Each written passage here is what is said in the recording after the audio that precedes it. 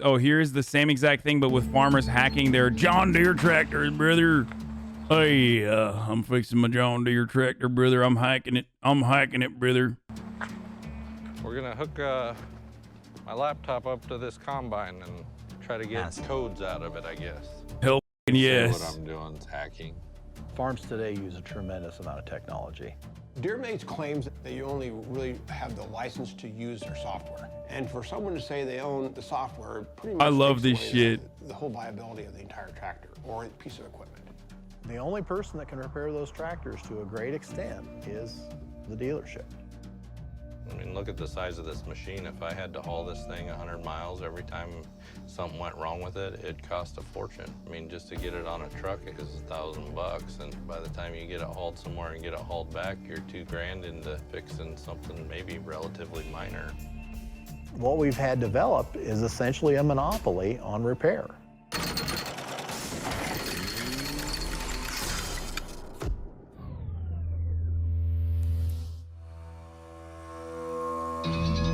We live in a disposable society.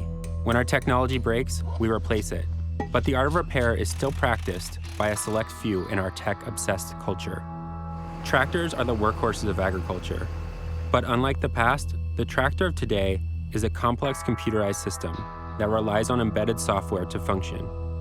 While technology has made tractors more efficient, it has made repair nearly impossible for farmers who need access to the software to repair their equipment. We went to Nebraska to meet the people at the forefront of Right to Repair, a movement fighting large tech companies for access to the diagnostic software needed to fix our things.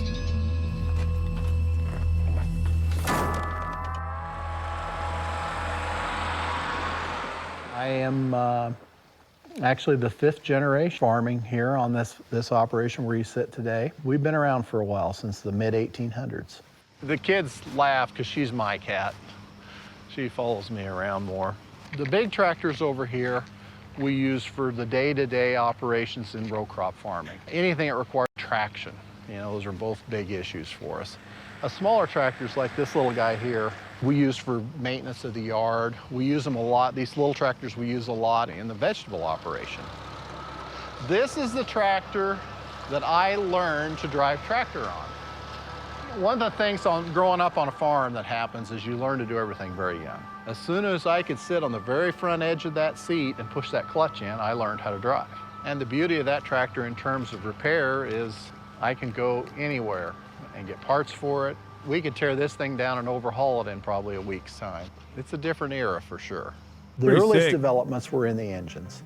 And probably from the mid-'80s, we started to see computerized components in engines to the point where in the mid-'90s, essentially the entire engine is run by the computer. And so now today, all functions of the tractor are run by the computer. The seat in that tractor over there is more complicated than this entire tractor. As tractors have become more high-tech, the repairs have become more challenging. We do not have the ability to hook up a computer to a tractor to diagnose it, to repair it, I'll be back in one or second. even to activate components that we may buy to put on that tractor. Particularly with older tractors, we would buy used parts and put on them to save money. And today, I can go out, and there are used parts for these tractors, these newer tractors that are available. But if I put them on, the tractor won't run. This receiver is, for the most part, a perfectly functioning receiver, okay? What this does is it receives satellite signals from GPS satellites. TCM in this is broken, okay? It's not functioning. What we were told by Deere is, well, we don't support this anymore. So essentially what they did was they forced us to buy a new unit because they won't support this anymore, and we can't get the repairs for it. This is actually my house, really. I work from home, I guess you call it, but I got buildings I put up around here just so I could work from home. This is my latest project I worked on. It's we call it the Luda Crusher, but it's a monster truck I built. My business is Luda Diesel. Basically, I have a repair shop, and what I do is pretty much mostly is just to repair John Deere equipment. Just because I used to work in the John Deere dealership for 23 years and all the customers know me. So they come in and it's been great. if say it was actually a computer fault where the computer itself was damaged or whatnot, or stopped communicating and had to replace it, I could physically replace the computer, but the computers come basically brain dead, so you have to have the software from John Deere for this serial number tractor. My biggest situation that I can't fix everything, every situation now is, because I don't have, John Deere's service advisor laptop, I can't. Time to steal one, brother. Let's do it. Connect to the equipment. I'm pretty restricted on what I can do as far as the newer equipment. He made his own monster truck? One of the things I've been told some guys are doing to deal with these issues is there's pirated software out there from Eastern Europe. Work from home. This is my... Oh my God, that's sick. Latest project I worked on. It's we call it the Ludicrusher, but it's a monster truck I built. My business is Ludicky Diesel. This guy is fucking sick, dude.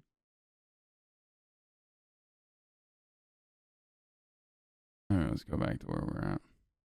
Europe that guys are utilizing to try to get around this to be able to work on their tractors themselves. I believe the software I got's a hacked version of John Deere's system when it comes to tractors. I mean, I farm. So what happens? Like, wait, did they talk about the part where they do they like void the warranty then, and they're fucking cooked? So they absolutely have to use. So they absolutely have to fucking use. You wouldn't download a tractor. They absolutely have to continue using this guy now, or anyone else that could help, because you're jailbreaking it basically. Guess they void the fuck. You'll get sued for infringement big time. How do they can't hide it though, right? So out of necessity, they break down, and I have to repair them in one way or another. And it's a lot cheaper to do it myself than it is to haul it into a repair shop or a dealer to have it fixed. We got lots of. I mean, everywhere on a combine, there's a sensor here and a sensor there, and every single little part of it has a... If it detects it's pirated, they can just shut down your tractor? Dude, that's so scummy, dude. You literally own the fucking tractor, though. Dude, that shit blows my fucking mind. Like, you literally own a piece of hardware that they could just... What the fuck? No, you don't?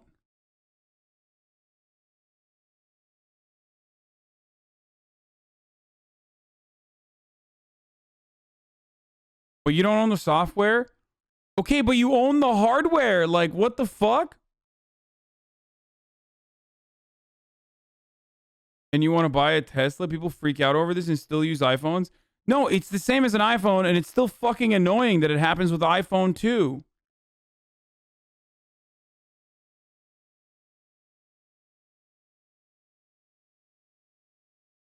Why do motherfuckers, do you guys, do the people, are the people who are saying, well, you don't own the fucking license for it or whatever, do you find that to be acceptable? No, right? I'm not the only one who considers that to be completely unacceptable, right? Like, I hate that that's like, what's the argument for why it's supposed to be this way?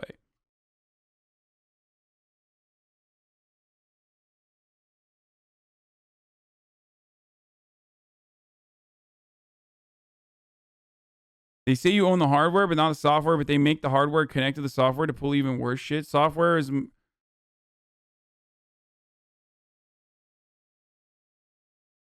It's fucking insane, right? To repair should be the way. Yeah, it literally should. It blows my mind. Like, it's like how you own a computer, but Steam doesn't have to support your library.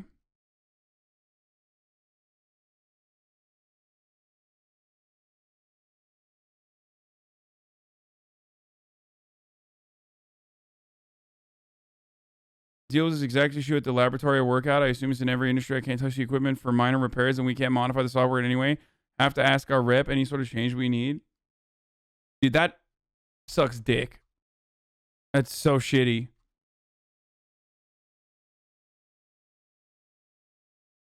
I find it unacceptable, but I think the argument is like, if you buy a PS4, you don't own the PlayStation Store, I think. What? No, it's not. It's like saying you can't put an operating software in your PlayStation if you would like to, Because if you put whatever kind of operating software you want on your PlayStation, you can still play games without the fucking PlayStation Store. No, it's not like that at all. It's that if you change the operating software in your PlayStation, we'll brick it on purpose. Like if we find out that you change the OS in it, we'll brick it.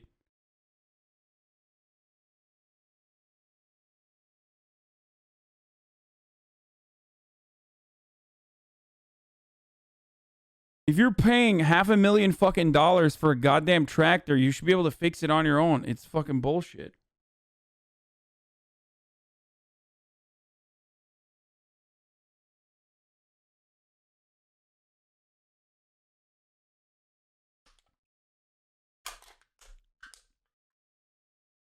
Hacked operating software and not building it, so the only option is to take it to the dealer is anti-consumer as fuck.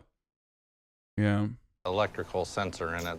A couple of years ago, we were... Oh, the argument is you bought a tractor that will block you out if it detects third-party software. Yeah, that's fucking bullshit, and there's no competition either. Right? I assume. Do not compare a PS5 versus a tractor, man. People need that shit to work. My friend, they were just trying to gamerify something. I know that the tractor is a necessity for you to fucking survive.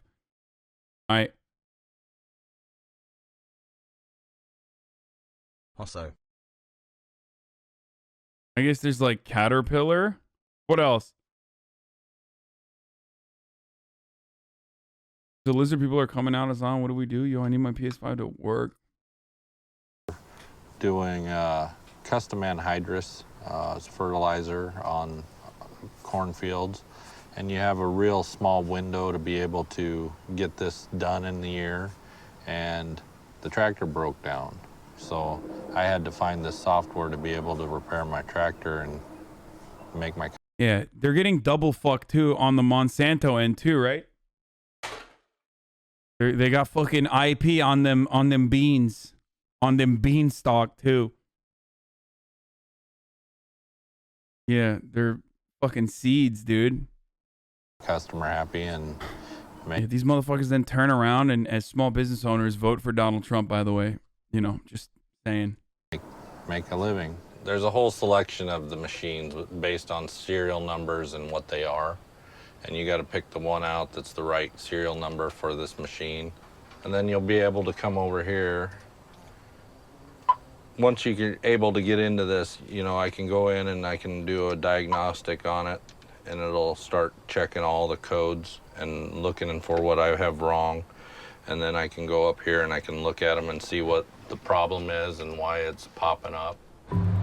In 2015, the Library of Congress granted an exemption to the Digital Millennium Copyright Act that makes it legal for farmers to hack their tractors for the purposes of repair.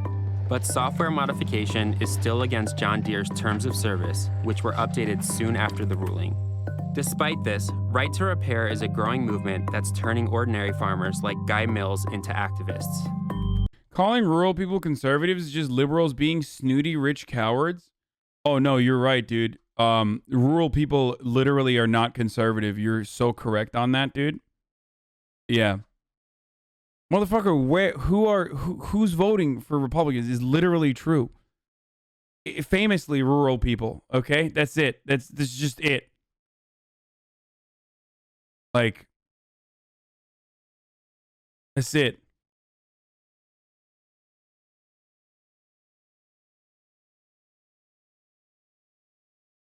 You can get sued as a farmer if you end up with crops. That doesn't mean they deserve to be fucking treated this way, by the way. I think that they should not. Yeah, the famously not conservative rural people. There was someone who was in my audience. I saw them in the chat, and they literally said, I live near these farms. I hope that person can tell me if these guys are fucking Trump voters or not, okay?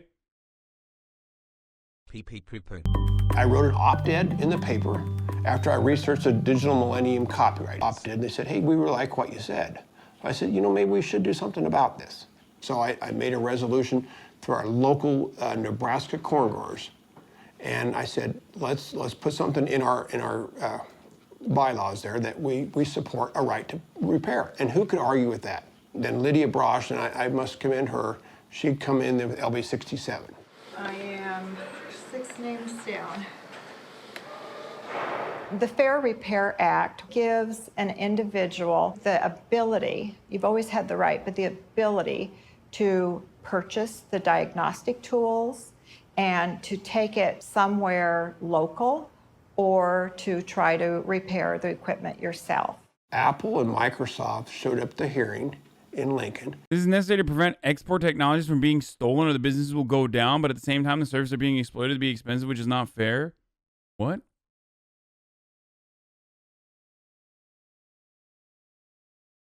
Why? Why? It is not even remotely necessary. Why? Motherfuckers can steal the software already. Like, what do you think happens? Like, they can steal the software and the hardware. It's probably already being stolen right now.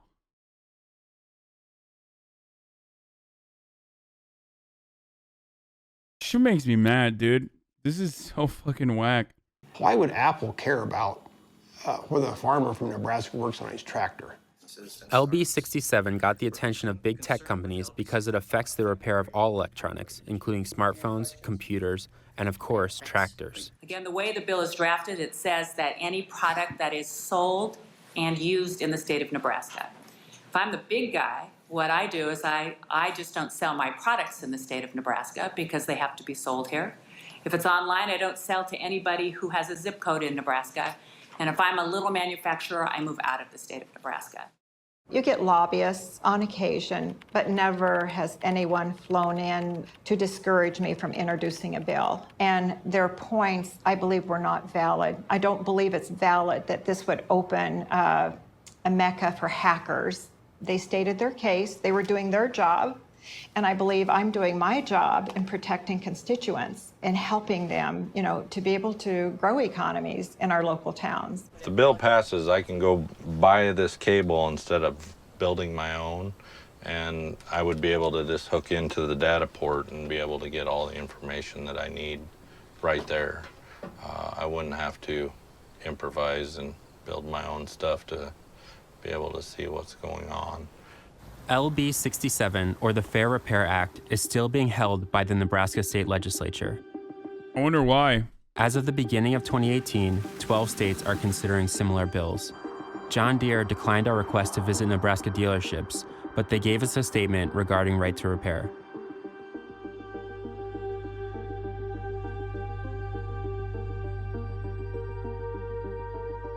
Complicated issue impacts all equipment manufacturers with embedded software in their products. Customers, dealers, and manufacturers should work together on the issue rather than invite government regulation that would add costs with no associated value, brother.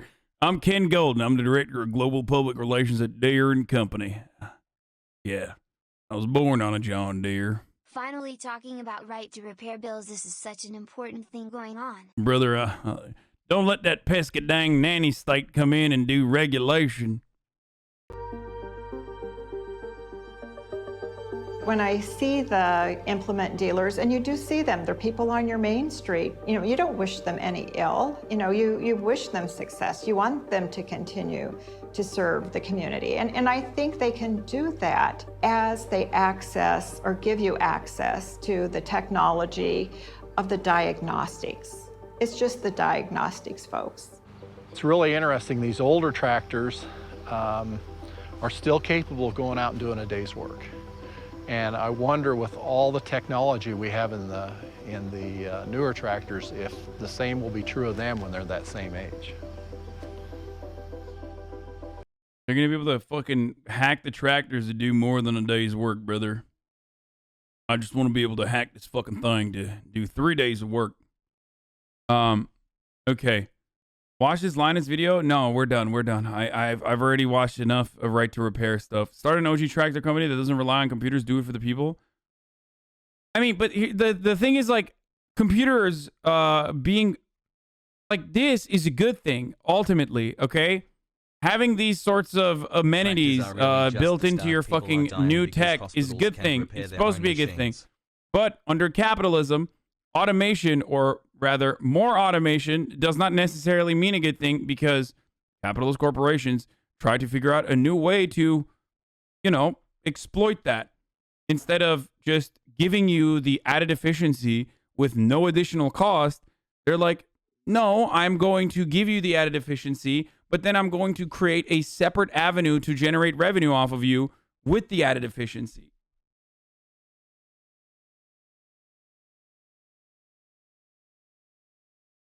The Linus Tech Tips video came out 2 days ago. Really?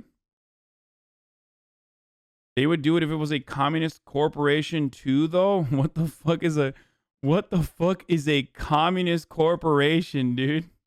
The Linus video is so good, please last one, Habibi. Okay, we'll watch the Linus Tech Tips video too.